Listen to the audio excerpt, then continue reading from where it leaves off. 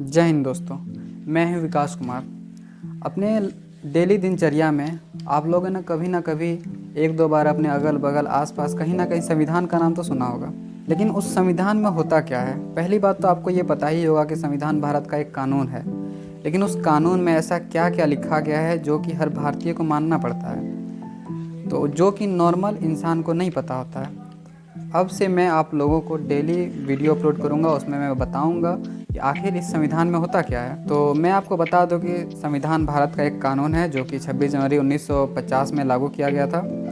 इसे बनाया गया था डॉक्टर भीमराव अंबेडकर के द्वारा। हमारे संविधान में कुछ अनुच्छेद होते हैं, तो आइए हम लोग एक एक करके अनुच्छेद को देखते हैं, उन अनुच्छेदों में क्या क्या वर्णन किया गया है। तो पहला अनुच्छेद कहता है कि भारत एक राज्यों का संघ है। संघ का मतलब होता है कि कोई भी राज्य भारत से बिना किसी अनुमति के भारत से अलग नहीं हो सकता है। बस इतना ही कहा गया है कि भारत राज्यों का एक संघ है। अनुच्छेद 2 यह कहता है कि भारत का संसद किसी भी विदेशी राज्य या फिर किसी देश को, बाहरी देश को इंडिया में मिला सकता है।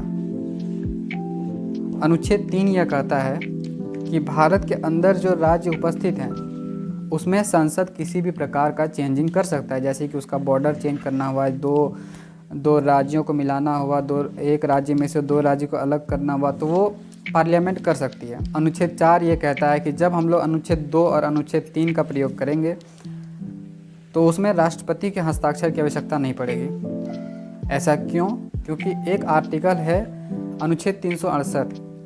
अनुच्छेद 368 के अनुसार, अनुच्छेद 368 के अंदर जिस जिस चीज़ को रखा गया है उसमें राष्ट्रपति के हस्ताक्षर की आवश्यकता पड़ती है।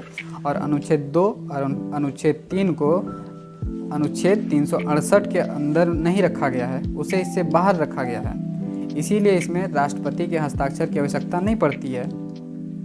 तो आई होप आप लोगों को ये बात समझ में आ गई होगी। तो मिलते हैं नेक्स्ट वीडियो में। जय हिंद।